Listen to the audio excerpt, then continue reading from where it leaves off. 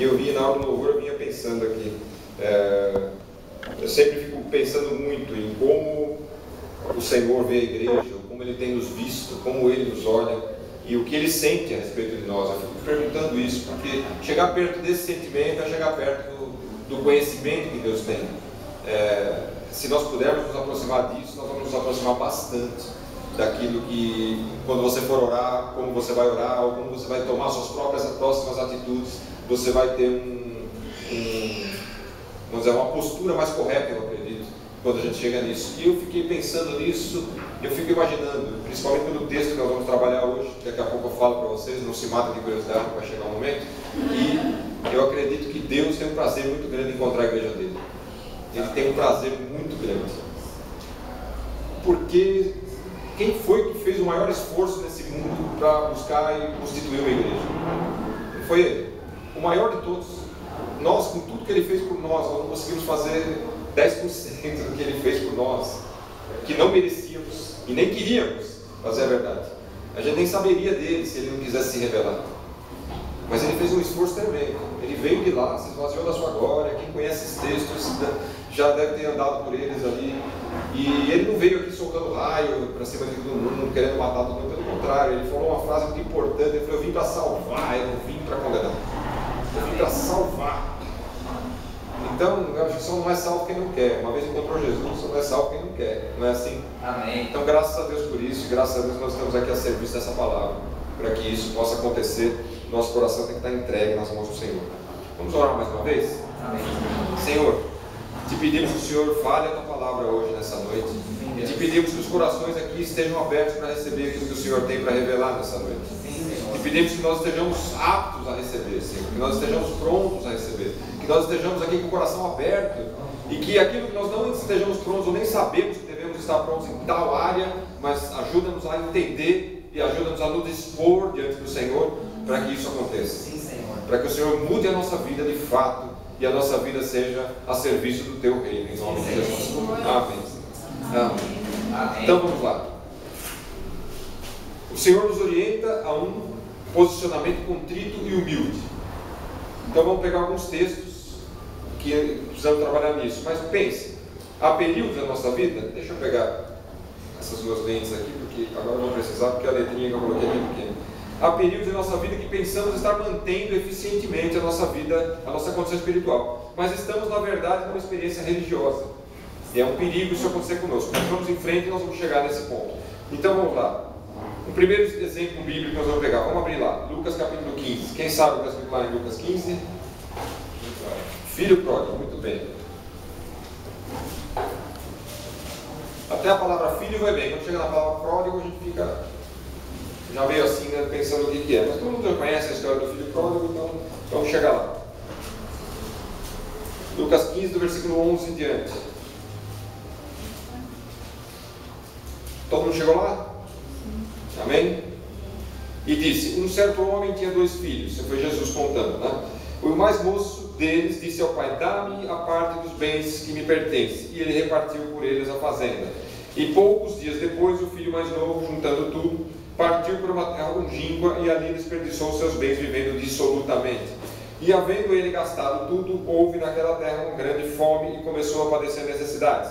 E foi que chegou-se a um dos cidadãos daquela terra, o qual o mandou para os seus campos a apacentar porcos. E desejava encher o seu estômago com as bolotas que os porcos comiam, e ninguém lhe dava nada. E tomando em si, disse: quantos jornaleiros de meu pai têm abundância de pão, e eu aqui pereço de fome? Levantar-me-ei e irei ter com meu pai, e dir-lhe-ei: Pai, pequei contra o céu perante ti, já não sou digno de ser chamado teu filho, faze-me como um dos teus jornaleiros. E levantando-se, foi para o seu pai, e quando ainda estava longe, viu o seu pai, e se moveu de íntima compaixão, e correndo lançou-se-lhe ao pescoço e o beijou. E o filho lhe disse: Pai, pequei contra o céu perante ti, e já não sou digno de ser chamado teu filho. Mas o pai disse aos seus servos: trazei depressa a melhor roupa e vestiu, e pondo-lhe um anel na mão e alparcas nos pés, e trazei o bezerro cevado e matai-o, e comamos e alegremos-nos. Porque este meu filho estava morto e reviveu, tinha-se perdido e foi achado. E começaram a alegrar-se. E o seu filho mais velho estava no campo. E quando veio e chegou perto da casa, ouviu a música. e as danças. E chamando um dos seus servos, perguntou-lhe o que era aquilo. E ele lhe disse: veio o teu irmão, e o teu pai matou o bezerro cevado, porque o recebeu são e salvo. Mas ele se indignou e não queria entrar. E saindo o pai, estava com ele, mas respondendo, ele disse ao pai: eis que te sirvo há tantos anos, sem nunca transgredir o teu mandamento, e nunca me deste um cabrito para alegrar-me com os meus amigos. Vindo, porém, esse teu filho, que desperdiçou os teus bens com as meretrizes, mataste-lhe o bezerro cevado. E ele lhe disse: filho, tu sempre estás comigo, e todas as minhas coisas são tuas. Mas era justo alegrarmos e folgarmos, porque esse teu irmão estava morto e reviveu, e tinha se perdido e achou-se. Impressionante a forma do pai enxergar as coisas e a forma do filho mais novo enxergar as coisas. Quando eu disse no começo, há períodos de nossa vida que pensamos manter eficientemente a nossa condição espiritual, é a forma como o filho mais velho encarava a sua própria vida. Ele achava que estava mantendo eficientemente a sua vida espiritual. Mas como é que estava a vida dele? Ele era tão pródigo quanto o irmão que foi passeando, certo?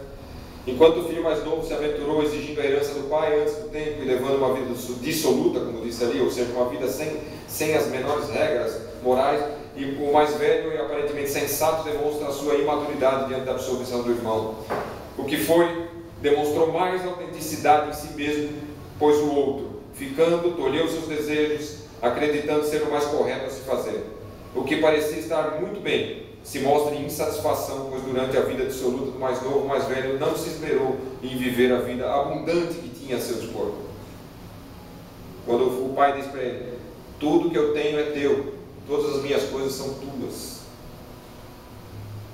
Ele poderia dispor das bênçãos do pai quando ele quisesse, mas ele nunca se apercebeu da própria condição de bênção que ele tinha, a própria condição, o próprio lugar onde ele estava, a condição que ele tinha, o que ele usufruía, principalmente naquela época onde o primogênito tinha toda a condição. Em relação aos mais novos, por exemplo, o primogênito tinha todo o privilégio. Tudo que eu tenho é teu, disse o pai ao filho que prodigou. Vamos usar o verbo, acho que é o verbo, né? Prodigar, você sabe, Carlos, é o verbo, né? Pode ser, vamos usar como um verbo aqui nesse momento, depois a gente cancela isso, se for o caso, a gente revoga essa lei, mas por enquanto vamos estabelecer como lei, nós podemos prodigar ou não prodigar, ok? Então, o que foi se arriscou, pois poderia não ter mais voltado. Na sua condição foi a ajuda que o seu irmão precisava. Eu pulei uma linha aqui. Tudo o que eu tenho é teu, disse o pai ao filho que prodigou sem sair de casa. Pior é a condição desse do que daquele, pois não viveu nem esta nem aquela condição. Quer dizer, ele não viveu nem a bênção de estar na casa do pai e nem foi para o mundo usufruir do mundo. Ou seja, ele ficou dentro da casa do pai como se ele usufruísse das condições do mundo, entende? Isso aqui é um peixe fora d'água, é um verdadeiro peixe fora d'água. Não que ele devesse estar lá naquele aquário, mas ele deveria estar de fato neste aqui. Imagine um peixe no aquário, olhando pelo vidro do aquário, querendo estar lá, fora, e vivendo como se ele estivesse lá, sentado no sofá da sala onde fica esse aquário. Ele fica olhando e querendo estar sentado naquele sofá, e imaginando sentado naquele sofá, e não usufruiu de nada que tinha dentro do aquário, que foi o que realmente foi dado para ele. O que foi se arriscou, pois poderia não ter mais voltado, mas a condição foi a ajuda que o seu irmão precisava. Essa condição que o irmão viveu uma vida dissoluta e depois voltou, foi o que pôde mostrar para o irmão que ficou em casa aquilo que tinha acontecido de fato com ele mesmo. Ele só conseguiu enxergar a si mesmo a partir da queda do irmão dele. Ele só conseguiu fazer isso depois. Sem isso, talvez os dois estivessem dentro de casa e afastados do pai como estavam ali. O pai que nunca faria uma festa, esse pai nunca faria uma festa. Lembrando que a festa não foi pela saída, mas pelo retorno. Vamos lembrar do detalhe. A festa não foi porque o irmão saiu, porque viveu absolutamente, mas foi porque ele voltou, porque ele se arrependeu, porque ele aprendeu uma lição e voltou. Porque uma vez aprendida essa lição e arrependido volta numa postura diferente, volta numa postura de quem agora é apto, após o perdão, após o acolhimento, é apto a receber aquilo que não conseguiu receber antes, porque não teve visão suficiente para isso. Era uma visão de curtir a vida, não sei se vocês percebem. A visão era: eu preciso aproveitar a minha vida, eu tenho toda essa herança para receber. Imagine, você sabe o que é pedir a herança antes do pai morrer? Imagine você pedir a sua herança antes do seu pai morrer. Pai, você não morreu ainda, mas o que me interessa é o dinheiro. Me dá o dinheiro, é que eu vou viver minha vida. Tem noção do que é isso? Tem noção do que é ser desprezado pelo seu filho? Então vamos imaginar que você seja o pai. Se coloque no lugar do pai. Teu filho cresce. Você oferece, você tem lá a tua casa, você deu tudo de bom e tudo. Teu filho não entende, ele quer curtir a vida. Ele olha lá para fora e quer ir para lá. Ele olha lá para aquelas pessoas que estão tendo sensações, estão buscando sensações, buscando coisas que possam trazer conforto para as suas vidas. É para lá que eles querem ir. E eu não sei se vocês perceberam já isso, mas geração após geração é tudo a mesma coisa, não muda nada. Muda alguma coisa? Ou as gerações mudam, a próxima geração quando vem, não, não quero curtir a vida. Eu sei que as outras 1000 gerações passadas não era isso. Algum adolescente fala isso? É difícil, precisa ser ensinado, precisa ser mostrado, precisa ser experimentado, precisa ser provado e precisa ser para chegar no ponto da convicção de que isso aconteça de fato. Por isso que aquilo que eu estava falando, Deus não tem neto não, é tudo filho. Cada filho aprende com o pai diretamente. Não é assim? Cada filho se lança diante do pai, aprende com o pai, se arrepende, volta ou não volta. Porque tem aqueles que não voltam, tem aqueles que se perdem por aí. Uma pena, não existe. Isso é que eu acredito que a maior mensagem disso é que Deus está querendo dizer que o risco é real, a perda é real, pode acontecer. Existe um risco verdadeiro das pessoas se perderem, por mais bonzinho que possa parecer. Então, a alegria do pai era pela volta. E isso só faz sentido falar de volta quando alguém foi, como nós falamos aqui. O pai sempre esperou pelo filho, desde que saiu. E também parece surpresa perceber que o outro filho nunca havia estado ali de fato. Ambos se afastaram da casa, um fisicamente e o outro de alma, de coração. Certo? No fim das contas, os dois estão na mesma condição. Eu acredito também que o pai faria uma festa, se visse o outro filho arrependido e feliz com a festa do outro irmão. Acredito que o pai juntaria os dois numa festa só e faria uma grande maravilha. Ou faria, vamos marcar uma segunda festa, porque esse aqui também merece uma festa. Certo? Se o filho pródigo tivesse noção de que a sua insatisfação vinha de um afastamento do pai, ele não teria desejado afastar-se ainda mais. E se o filho mais velho percebesse isso, ele não teria se sentido superior ao seu irmão, nem teria se desagradado da recepção que o pai lhe oferecera, mas teria procurado sua satisfação no seio do pai.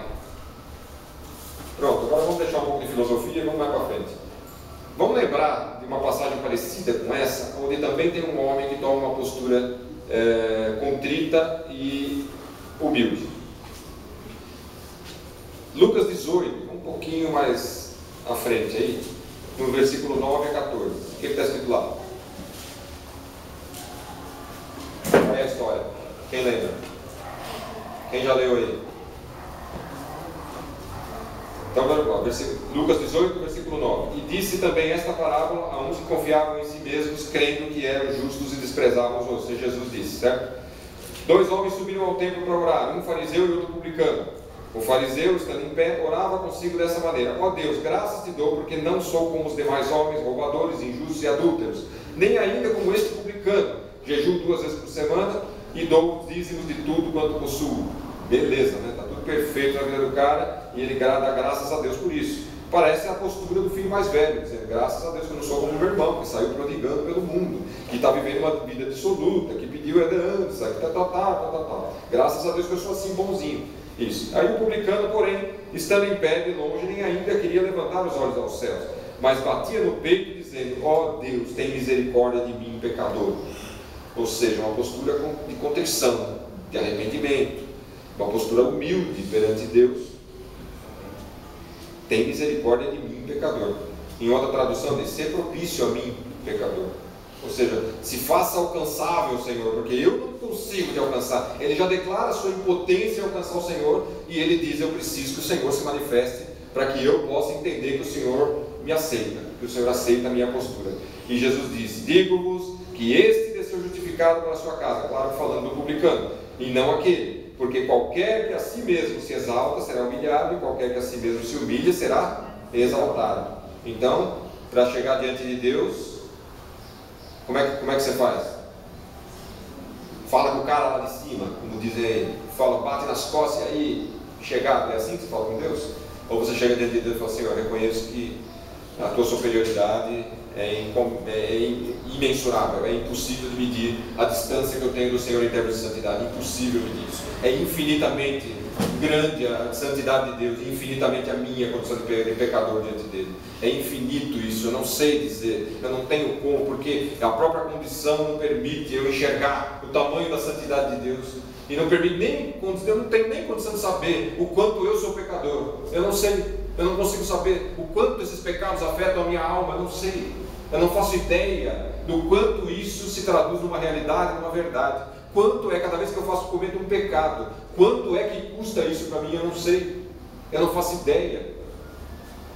Eu não sei, eu não faço ideia de quanto custou isso para mim, quanto custa isso para mim, eu não sei quanto isso custa para a igreja, eu não sei quanto isso custa para o irmão que está do meu lado, eu não sei quanto isso custa para minha esposa, para meus filhos, eu não sei o preço que os outros estão pagando por minha causa. Imagine eu, que sou uma pessoa da obra de Deus, o pastor Carlos, outros obreiros estão aqui, o irmão Aragão estava aqui também. Um pecado nosso, quanto custa isso para a igreja? E você, irmão, que está sentado aí, um pecado seu, quanto custa para a sua família, quanto custa para aqueles que trabalham com você, aquele que poderia naquele dia receber uma palavra tua, receber algo da parte dos céus que podia ser usado, você podia ser usado para falar, e naquele dia você não está disposto, porque você pecou, porque você errou, porque você está vivendo mais um dia de agonia na tua vida por afastamento do Pai. Quanto custa isso?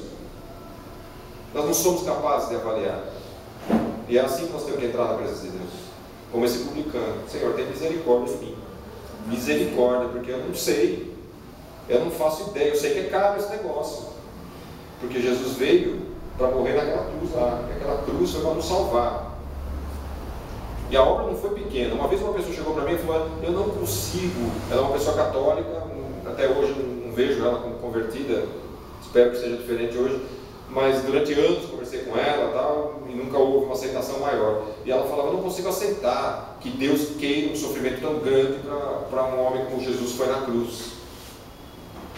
Eu falava assim: eu tenho que aceitar, eu não tenho outra. Se foi Deus que fez, como eu não vou aceitar um negócio desse? Foi Deus que fez. Eu também não acho que deveria ter um sofrimento tão grande, mas pensa assim, qual seria o tamanho do sofrimento que você acha que alguém deveria sofrer para pagar os pecados da humanidade inteira? Para satisfazer a Deus no atendimento a perdoar os pecados da humanidade inteira. Que tamanho de sofrimento você acha que deveria ser? Eu acho que foi de bom tamanho. Se Deus escolheu assim, quem sou eu para dizer o tamanho do pecado, o tamanho do preço que Jesus tinha que pagar? Eu tenho que aceitar. Eu não tenho uma cartilha que me diga uma lista de obras que tem que ser feita ou como se deve sofrer para pagar pecados. Graças a Deus que Ele morreu no nosso lugar para que nós não tenhamos que morrer. Porque se eu morrer, eu não volto mais. Se for em pecado. Concorda? Porque eu não consigo, eu não tenho. Jesus disse assim: eu tenho o poder de dar a minha vida e tornar tomá-la, mas eu aqui, Sérgio, não tenho não. Se eu morrer em pecado, eu morro mesmo, acabou, não tem isso, já era. Então, graças ao Senhor que veio naquela cruz e morreu por mim lá. Amém. E se eu deixar de crer nesse sofrimento da cruz de Jesus, eu não tenho mais nada para me crer na minha vida. É verdade. Sobrou mais nada, sobrou só isso, não tem mais nada. É o que está escrito lá em Hebreus. Uma vez a obra de Jesus na cruz não serviu para você, não tem mais nada que serve. Pode esquecer. Não tem mais nenhuma obra de salvação para ninguém. A obra de salvação é a obra de Jesus na cruz. Amém. Então, se a gente não se colocar contrito e humilde diante de Deus perante uma obra dessa, que obra mais? O que você está esperando? Está esperando que aconteça o quê? Se Jesus disse: essa é a obra, vamos, prega o evangelho para todo mundo. Quem crer e fosse batizado será salvo, quem não crer será condenado. Poxa, mas quem não for batizado vai ser condenado? Que história é essa? Não, espera aí. Quem está condenado é quem não se batiza. Entende? Agora, quem creu, batiza. Qual que é o problema? Qual que você está esperando? Um banho de água fria mais ou menos para você vai fazer diferença? Então não. Mas se você crê no evangelho, ele falou: vai e batiza aqueles em nome do Pai e do Espírito Santo. É a ordem de Jesus. Se é a ordem de Jesus, eu cumpro, acabou, pronto. Amém. Então, mas vai na aula do batismo, por favor, aprenda essas coisas. Eu não tenho só esse versículo, não, tem mais. Aqui, de modo mais simples, Jesus mostra a diferença entre o religioso, aparentemente comungando com o Pai, e o homem contrito, que sem aparência de beleza, né, aquela coisa assim, tinha verdadeira comunhão, ou alcança uma verdadeira comunhão, pelo menos naquele momento. O primeiro confiava em si mesmo e em suas práticas religiosas, das quais o Pai nada tinha interesse. Presta atenção. Deus está interessado nas suas práticas religiosas? Aquilo que você faz como religião, aquilo que hoje você faz, até mesmo o seu tempo de oração, Deus está interessado nisso? Você precisa decidir. Por que você faz o que faz? Quando você ora por quê? Você precisa aprender sobre essas coisas, você precisa decidir. Fala, por que eu oro? Ou a maneira como eu entro na presença de Deus. Tenho que ser cabeça e não cauda. Eu sou o Filho de Deus, então eu tenho que chegar de cabeça erguida. Então toma cuidado com quem você está falando nessa hora. Você vai falar com o diabo, tudo bem, você fala o que você quiser com o diabo. Mas com Deus você toma cuidado. No seu relacionamento com Deus, você zela por isso, cuida disso e se coloca num posicionamento contrito e humilde. Toma cuidado em nome de um pentecostalismo, ou seja, de ser voltado um pouco para aquela área de que a oração do justo é eficaz. A oração do justo pode muito em seus efeitos, está escrito isso. Toma cuidado para não pegar isso e começar a obrigar Deus a atender suas orações, porque aí você já inverteu as coisas. Aí já não é assim, porque quem atende a oração é Ele, não você. Não é você que dá as ordens e Deus sai atendendo. Não, bate uma varinha assim, Deus sai correndo atendendo. Não é assim. Deus não passou a ser teu servo, você continua sendo servo de Deus. Não se coloque na posição de feitor diante de Deus, mas se coloque numa posição de homem contrito e humilde, de uma mulher contrita e humilde. Contrição é um ato de arrependimento, tá? Não defini essa palavra antes, mas é uma palavra que define a posição de alguém arrependido. É um ato de contrição. A palavra, ela diz assim, aquela pessoa que está assim, ela está apertada, o coração apertado, dizendo, Senhor, eu não sou apto, como nós começamos a falar aqui da adoração a Deus naquele momento. E vamos lá, e se o fariseu percebesse essa condição de miséria espiritual, já teria procurado voltar às origens, como fez o publicano, e arrepender-se de sua busca por poder. Jesus nunca convocou ninguém para ocupar posições de nobreza, mas para servir, independentemente das condições favoráveis ou não. Jesus nunca convocou ninguém para colocar em posição, certo? Muita gente olha para essa posição aqui, né, pastor? Olha para essa posição aqui e deseja esse microfone aqui, mas tem misericórdia, sim, porque está aqui não é fácil não, às vezes. Você está aqui, a gente está aqui tremendo na presença de Deus para dizer, Senhor, o que eu preciso dizer agora? E tem hora que a coisa, na hora de dizer, é difícil. É difícil. Então, tem misericórdia. Então, quando você for buscar, mesmo sendo na igreja, quando você for buscar posições que elas são naturalmente exaltáveis, vai de joelho diante de Deus, porque é bom. É bom. Chegando em casa, eu vou até fazer isso um pouquinho, que vai ser bom para esse momento aqui, tá? Porque é importante a gente não se seduzir por essas coisas, porque esse não é o desejo de Deus. A vontade de Deus é que eu viesse aqui e dissesse a palavra dele, mas não tenho mais nada, mais nada. Então não precisa elogiar seu irmão, não precisa fazer nada disso. Dê um glória a Deus, fala com ele lá. E se eu não ficar sabendo, nem que foi pelo meu sermão, graças a Deus por isso, mas faça isso diante de Deus. Você fala com Deus, fala com ele. Não se exalte, não tem que se exaltar, se humilha diante de Deus, porque está escrito que aquele que se humilhar vai ser exaltado, não é assim?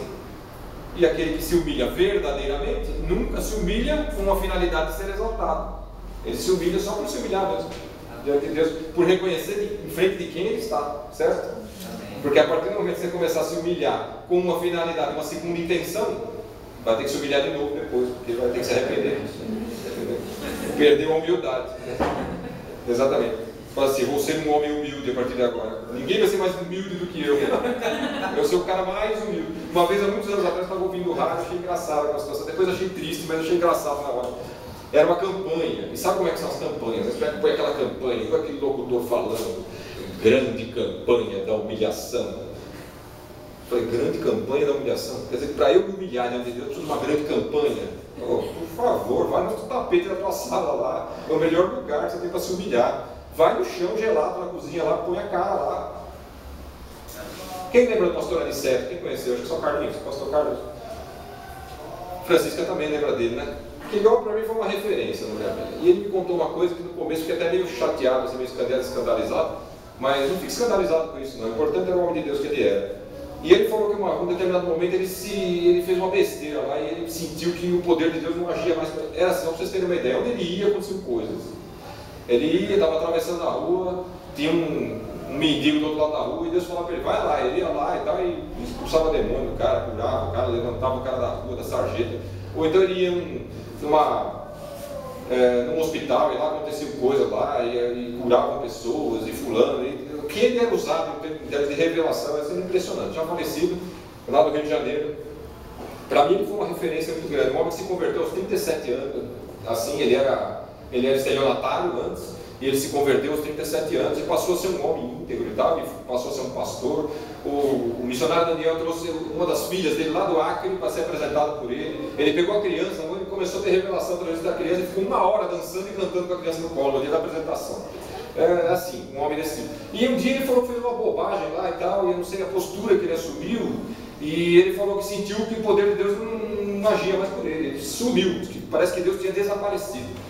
E ele ficou tão mal com aquele momento assim, que ele procurou um lugar para se arrepender. Ele estava num lugar público assim, e ele entrou dentro do banheiro para orar. E ele procurou uma daquelas latrinas, pegou a mais suja que tinha e enfiou a cabeça lá dentro. E ficou enfiando a cabeça lá dentro até. E ele sentiu o poder de Deus voltar naquele momento lá. Depois teve que se lavar, lógico, mas estava limpo de fato.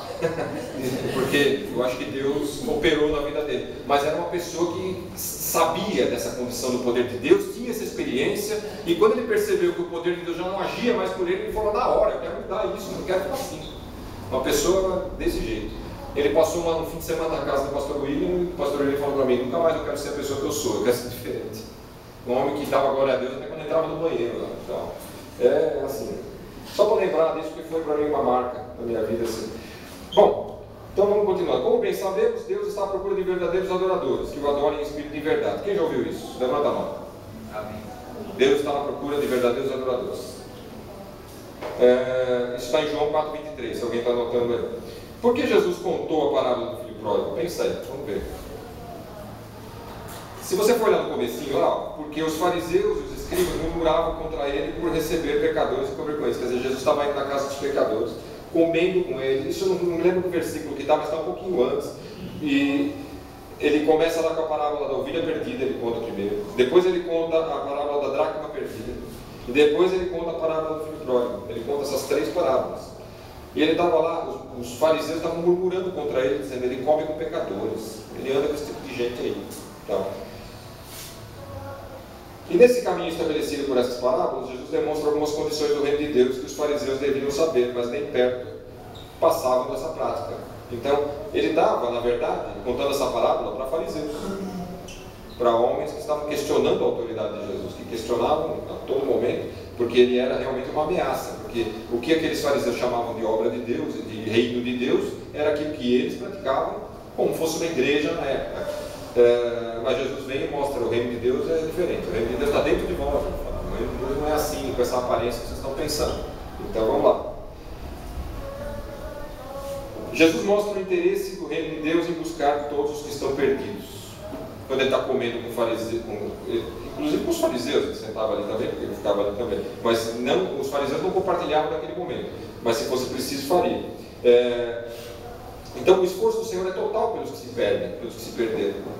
O esforço do Senhor. Vamos lembrar agora do pai recebendo o filho, do filho pródigo. O pai recebendo o filho, como ele fez? Abraçou. Na verdade está escrito que o pai saiu correndo na direção do filho, abraçou e recebeu o filho, nem esperou o filho chegar. Ele poderia ter dito: deixa ele vir agora, esse pecador miserável. Não. Ele correu na direção do filho. Não foi isso que Jesus fez por nós? Correu na nossa direção e foi morrer naquela cruz lá. Amém. Quem é que pensou em mandar Jesus para a cruz porque nós precisávamos de salvação? Ninguém sabia disso. Ninguém. Estava previsto 700 e tantos anos antes de Jesus. Isaías já tinha profetizado que não haveria beleza nem formosura, mas tal. Quer dizer, mas quem foi que entendeu esse negócio? Ninguém tinha entendido. E tinha um monte de gente na beira da cruz lá dizendo: crucifica, tira esse homem, sabe? Porque estava atrapalhando, estava dizendo que a maneira como estão vivendo aqui não está bom, é isso que estava querendo dizer. Então é ao contrário. É ao contrário, Jesus estava vindo salvar e ele falou: Senhor, perdoa, eles não sabem o que estão fazendo. Você vê a postura? Quem é que estava sendo humilde? O Deus supremo do universo estava sendo humilde naquele momento. Ali. Estava se humilhando por nós. O esforço do Senhor é total para os que se perderam. E ele também não tem satisfação pela destruição do ímpio. O Senhor não tem essa satisfação pela destruição. O Senhor, aquele pai nunca teve satisfação do seu filho ter saído de casa. Aquele pai atendeu o pedido do filho. Deu o dinheiro para ele, pode levar. Vendeu e deu uma parte para ele. Pode ir, filho, vai lá. Se é isso que vai te fazer aprender, vai lá. Se é isso que vai fazer você voltar para casa feliz, vai lá. Se é isso que vai fazer você me fazer uma festa, para eu fazer uma festa para você, vai lá. O que será que Deus deixaria você fazer? Porque você está insistindo tanto. O que será que Deus deixaria você fazer para dizer, vai lá, quando você se arrepender, nós vamos fazer uma festa juntos. O que será que Deus faria com você? Pensa. Qual é o pecado? Qual é o tipo de vida que você gostaria de viver e que não está deixando você ter paz na casa do Pai? E está com vontade de ir? O que é que faz? O que é que, mesmo estando aqui, todo domingo, você chega na tua casa lá e é diferente? O que é? E faz com que a tua vida lá seja diferente daqui. Porque uma coisa é você estar sentado aqui, quietinho, com cara de crente, está todo mundo bonito, vocês são lindos. Não tem problema nenhum. Se eu mandar levantar a mão, então dar glória a Deus, fica lindo, fica maravilhoso. Mas e por dentro, como é que faz esse negócio? Aí dói, né? Então o que é que faz com que você se afaste, mesmo estando sentado aqui? O que faz com que você prodigue, estando aqui, tão pertinho de Deus? É claro que estar na igreja ainda é melhor, no sentido, vamos falar assim, no sentido de que, se eu estou na igreja, estou numa situação difícil, mas estou orando, estou buscando de alguma forma, eu fico naquela crise, aquele problema, mas eu estou buscando sinceramente, Deus usa alguém, fala uma palavra, ora, alguém intercede, é um negócio diferente. Eu estou na igreja há muitos anos, já experimentei essas coisas, já prodiguei, desculpa avisar assim, meio sopetão, mas já prodiguei, já tive esses problemas, já estive sentado na igreja com problemas, só a Manaim tem quase 20 anos de história, né? Foi o que o Carlos falou aí. Cheguei na Manaim em 1999, vamos lembrar desse tempo. Então o que acontece com a gente?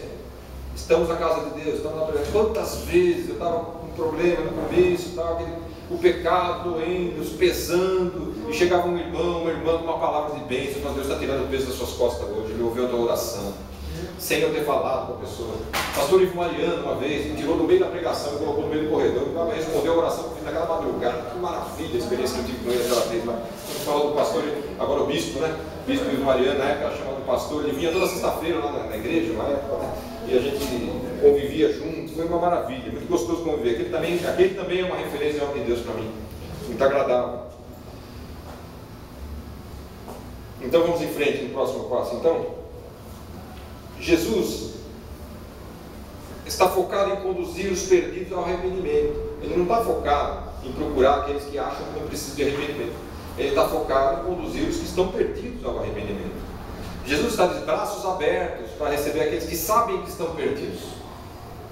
E que Ele está com aquela ansiedade santa de receber esse perdido de volta na sua casa. Então, Ele se assenta dos pecadores, não para aqueles que dizem que são santos. Agora pensa nos que dizem que são santos, estão de fora dessa mesa, quando Ele come com os pecadores, e ali Ele dá uma palavra, salva, é onde Ele tem a oportunidade de dizer: tua fé te salvou, né?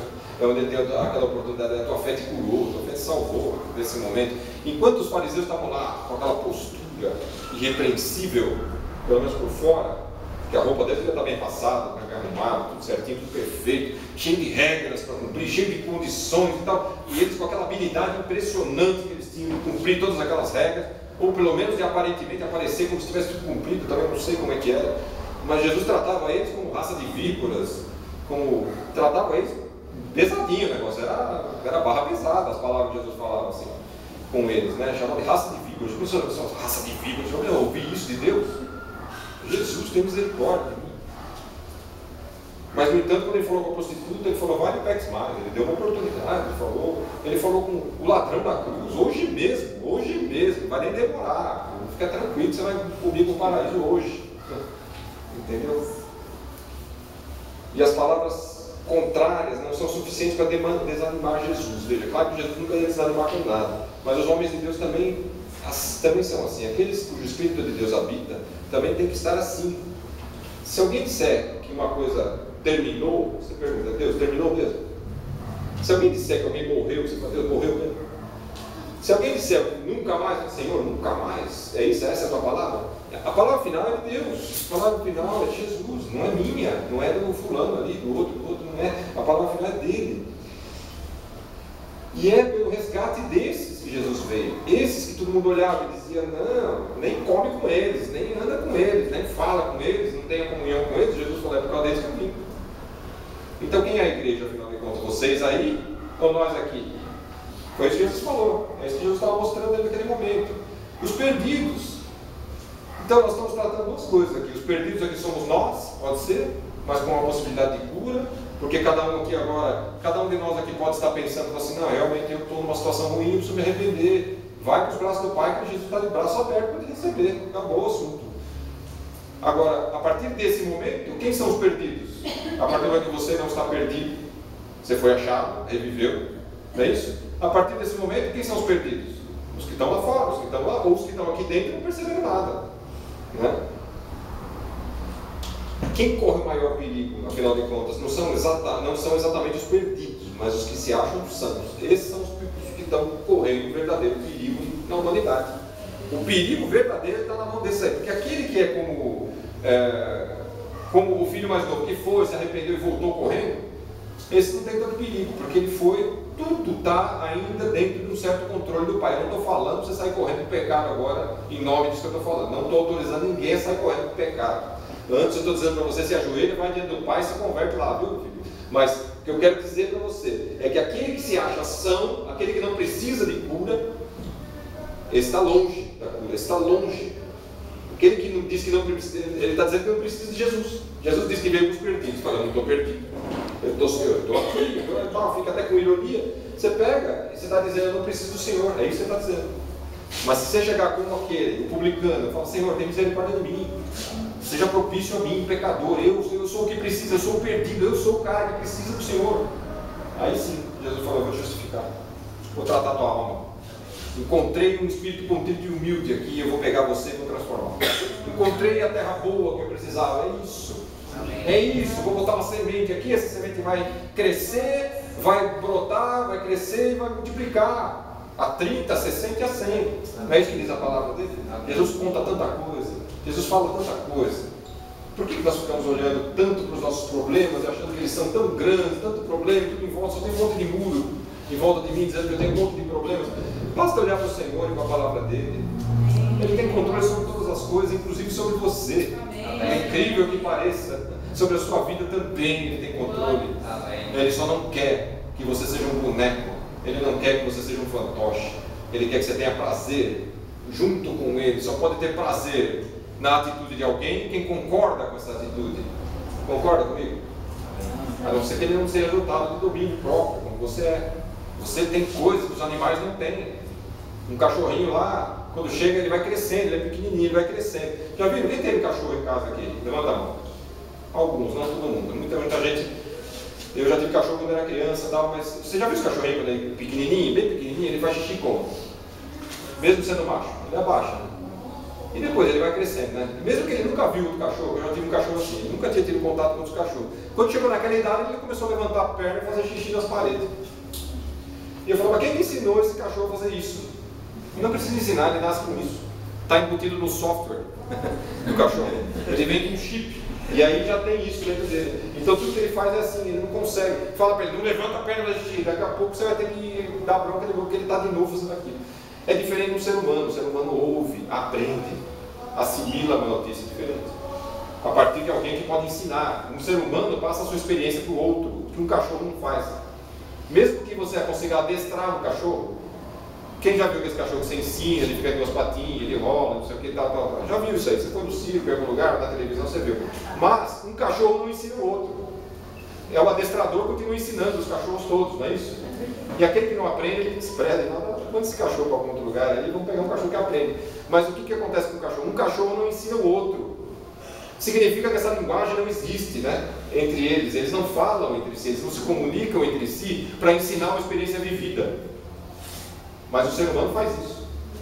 Fala, eu vivi tal experiência. Eu contei para vocês aqui agora há pouco que eu vivi com o pastor Aniceto, com o bispo Ivo Mariano, com o pastor Carlos, alguma coisa aqui. Contei, estou contando para vocês algumas experiências, coisas que eu vivi, que eu aprendi, estou contando para vocês. Por quê? Porque vocês podem assimilar. Não é assim? É pela loucura da pregação, não é que você divulgar o evangelho, é isso? Por quê?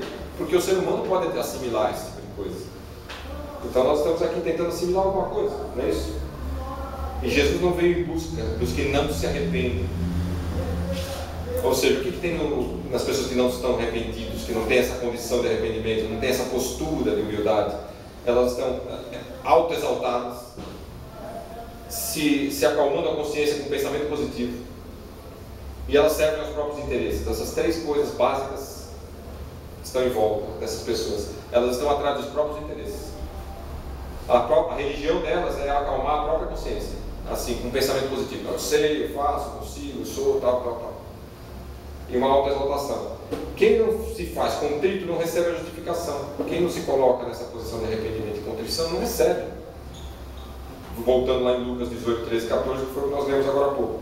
E felizes aqueles a quem é possível o arrependimento. A dependência de Deus. Olha o que você acha aqui. Dependência de Deus, sentimento de impotência, visão da própria miséria, arrependimento, choro e dor. Foi isso que você almejou na tua vida? Não, né? Você nunca almejou essas coisas, né? Mas se você não passar por isso, você não vai saber o que é arrependimento. Se não doer, você não chora. Vai ficar chorando se não dói nada. Senão passa a ser só um teatro, né? Passa a ser uma prática dizendo assim: eu quero alcançar Deus, então tem que chorar. Então é um ato mecânico, isso não seduz Deus. Deus não se seduz com essas coisas. Deus quer realidade, Ele quer verdade. E a dor é verdadeira, ela existe. Então se está doendo, vai, ajoelha diante de Deus e chora. Não há problema. Não foge dessa posição. Não foge dessa posição.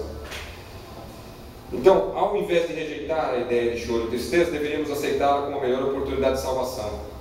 Como uma melhor oportunidade. Está doendo a minha alma, eu deveria aceitar isso. É a minha oportunidade.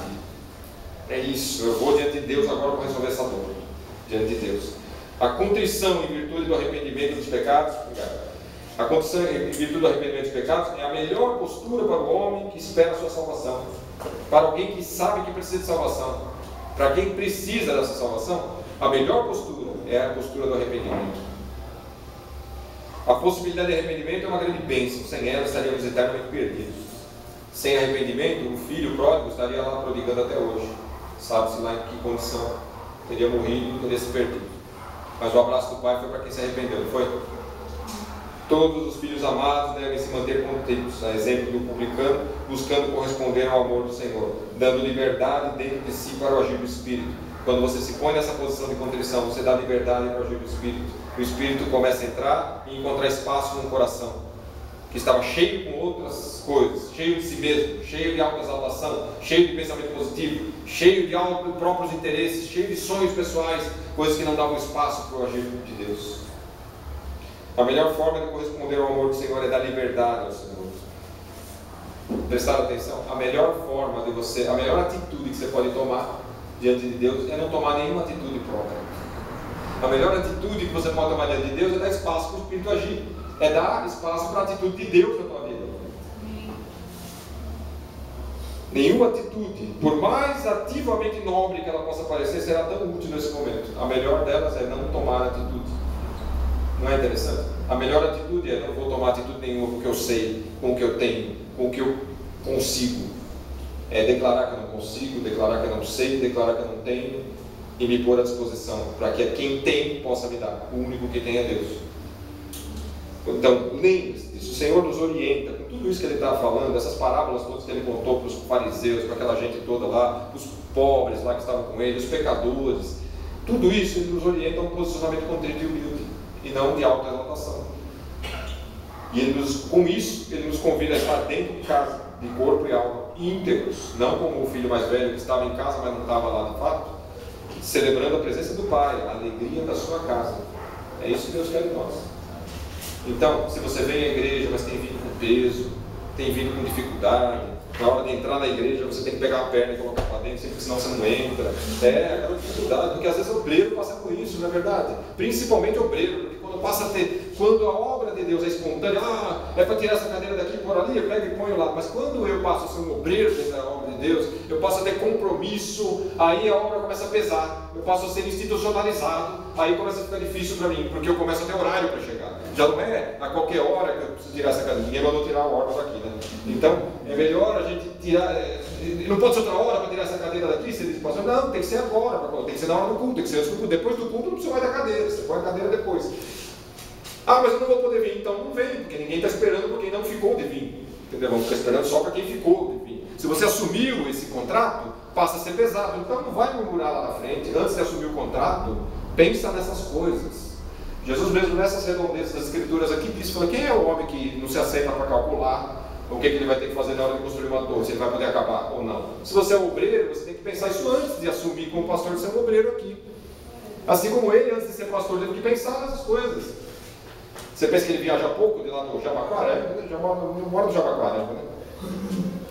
Você pensa que viaja pouco do Jabaquara até aqui, para chegar aqui, não é mole? Não, o negócio, dependendo do dia, dependendo do trânsito, dependendo da hora, dependendo de quantas vezes por semana tem que vir, tem que pagar essa gasolina, tem que fazer tudo isso. Eu não estou querendo exaltar o pastor, não, eu sei como é que é, porque eu estou falando dos obreiros, estou falando do pastor, mas a dificuldade é grande. E tem dia que não dá vontade de sair de casa, tem vontade de falar, hoje eu mereço ficar no sofá, entendeu? Mas é melhor você levantar e ir, porque vai ser gostoso depois, vai ser glorioso, vai ser aquilo que é o conforto que Deus vai te dar, você vai sentir aí. Então, onde que é o momento da humilhação? Quando você não carregou a cadeira, quando você não fez, quando você chegou atrasado, quando você não sei o quê, quando depois de um ano de história, você foi humilhado porque chegou, você não quer mais você como obreiro. Essa é a humilhação que Deus quer? Não, a humilhação é essa, não vou para o sofá agora e vou fazer servo do Senhor e vou lá carregar aquela cadeira dali para lá, no horário certo, do jeito certo, as coisas certas. Aí Deus vai exaltar. Assim, estou falando da cadeira, mas serve para tudo, serve para o evangelista, serve para o que conta o dinheiro, serve para o cara que fez essa cruz aqui, eu não sei quem foi o cara que fez, eu não sei o cara que fez isso aqui, o cara que arrumou as cadeiras, o cara que cuida das professoras da escolinha, que mais? Tem tudo aí. Todas essas coisas, ou aquele que vai visitar um doente no hospital, ou seja o que for que você faz na obra de Deus.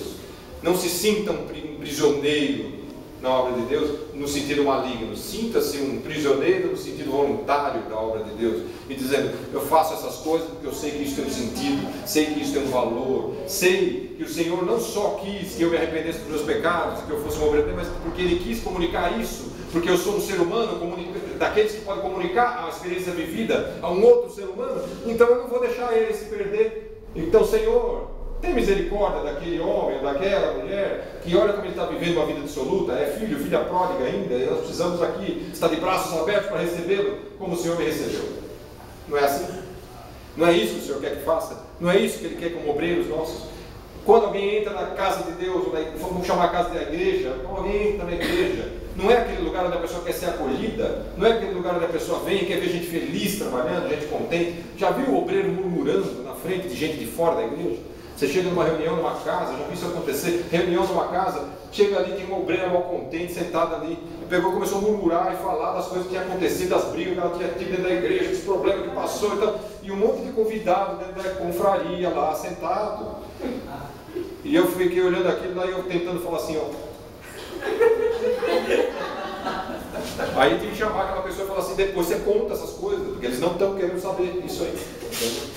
Por favor, entendeu? Então o que acontece? Ela estava fazendo um serviço contrário ali naquele momento, estava atrasando a obra de Deus ali naquele lugar. Tanto suor que você faz para trazer um convidado, a pessoa senta ali e fica falando um negócio desse, que a igreja é um terrível lugar de opressão. Por favor, por favor. Então toma cuidado com a sua murmuração. Lembra quando nós começamos falando aqui que nós não sabemos aonde vai o nosso pecado? Que preço nós pagamos ou que pessoas pagam? Tem gente que pode não ter sido salvo por causa de um pecado seu. E agora? Então vamos pensar nesse negócio aí. É sério, é pesado. A gente até faz uma brincadeira para descontrair um pouquinho, a realidade. Creio que aquilo não deva ter custado tão caro, espero que não. Mas não vamos nos colocar nessa posição. Então, a vontade do Senhor é sempre te fazer feliz, contente, alegre. Então vai na presença dele, porque Ele está de braços abertos esperando você vir. Ele está de braços abertos na sala da tua casa esperando você ir orar. Ele está de madrugada, abrindo os braços dele, dizendo, vem orar, meu filho, você já dormiu bastante, vem orar aqui. Vem aqui, que eu vou te dar uma bênção hoje, é hoje. Lembra que eu falei quando que o bispo Ivo Mariano respondeu uma oração minha assim? Eu orei no sábado de madrugada, levantei de madrugada para orar. Orei, fiz uma oração, o pedido lá, ele me tirou da minha cadeira, no meio do culto, me colocou no meio e falou assim, ó, Deus está respondendo isso aqui, assim, assim, assim. E isso tinha a ver, sabe com o quê? Com a igreja que eu tinha congregado. Eu estava em dúvida, estava no comecinho da Manaim, e eu tinha feito um pedido a Deus, falei, Deus, eu não quero ficar pulando de igreja em igreja. Vou contar esse testemunho para vocês, para encerrar aqui.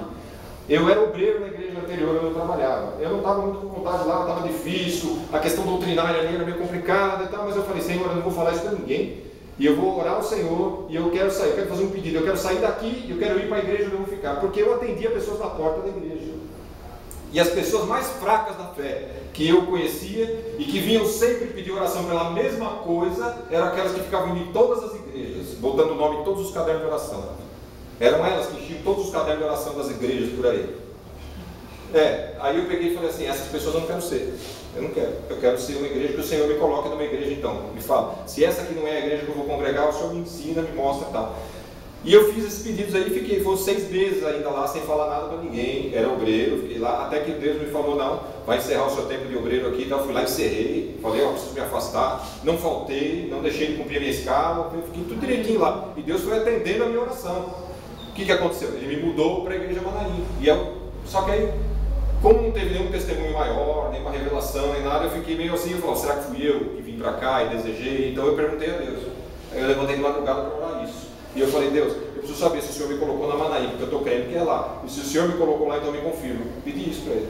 Aí o bispo Mariano estava lá, ele veio pregando, nunca tinha visto ele. Ele veio lá, me chamou no meio corredor, o Senhor está dizendo que te colocou nessa igreja. Aí eu falei, estou lá até hoje. Nem sei sair de lá. É lógico, não ouço sair de lá. Vou ficar lá na Manaim até. E vou dizer que não passei problema lá. Pô, todo mundo passa por problema. Todo mundo passa. Passei por problema, passo até hoje. Né?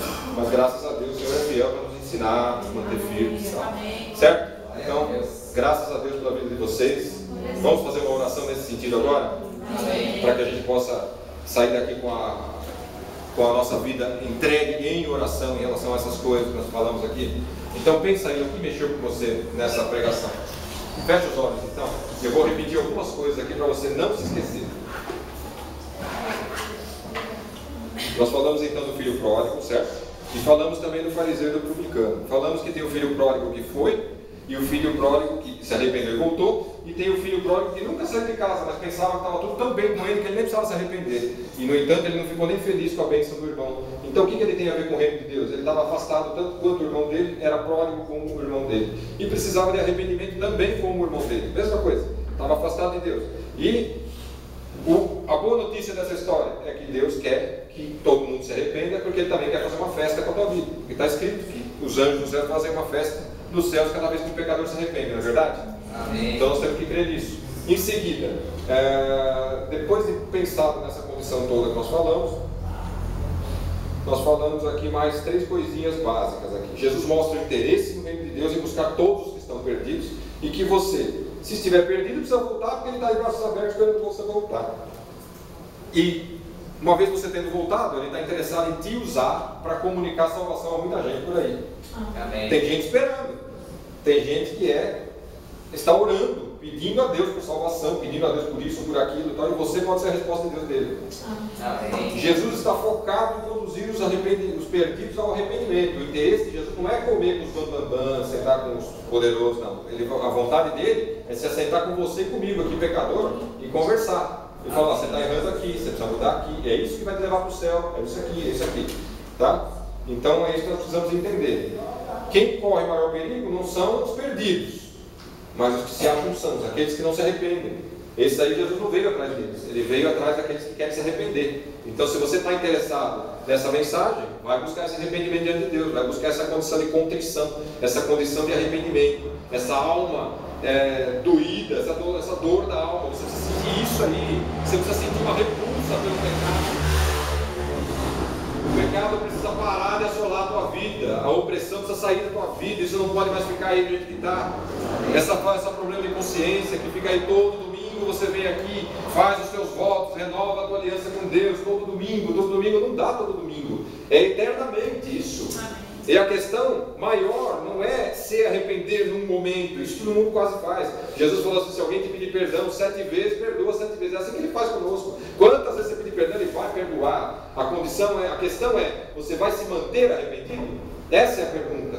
Você vai se manter arrependido, ou você vai ficar se arrependendo, e se arrependendo, e se arrependendo, e repetindo, e repetindo, e repetindo, e não consegue dar um passo no segundo degrau? Vai ficar sempre no primeiro e no térreo, no primeiro e no térreo, no primeiro e no térreo.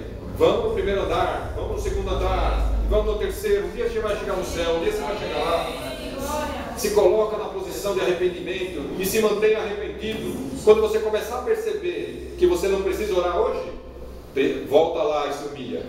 Quando você começar a perceber, não preciso tanto mais, assim, começa lá, é o primeiro sinal, já volta lá, já começa a se arrepender de novo, já se humilha outra vez. Não deixa a coisa estourar lá na frente, porque depois lá na frente você fala, por que eu fui cometer esse pecadão morrendo? Porque você deixou chegar nesse nível aí. A coisa já aconteceu lá atrás, na verdade. Você tem que se arrepender não desse pecado só aqui, você tem que se arrepender lá de trás de onde você caiu. Lembra-te de onde caíste, lembra, e volta lá. Toma a fila de novo e continua andando, porque Jesus não te rejeitou. Jesus não rejeitou ninguém, Ele não rejeita as pessoas, mas Ele está de braços abertos. A grande notícia de hoje não é que você é um pecador, isso todo mundo já sabia, já deveria saber. A grande questão é que Jesus está de braços abertos esperando você se arrepender, esperando um ato de contrição da tua parte, um ato de humildade da tua parte. É isso que Deus está esperando hoje. Então é isso que nós estamos orando nesse momento, ok?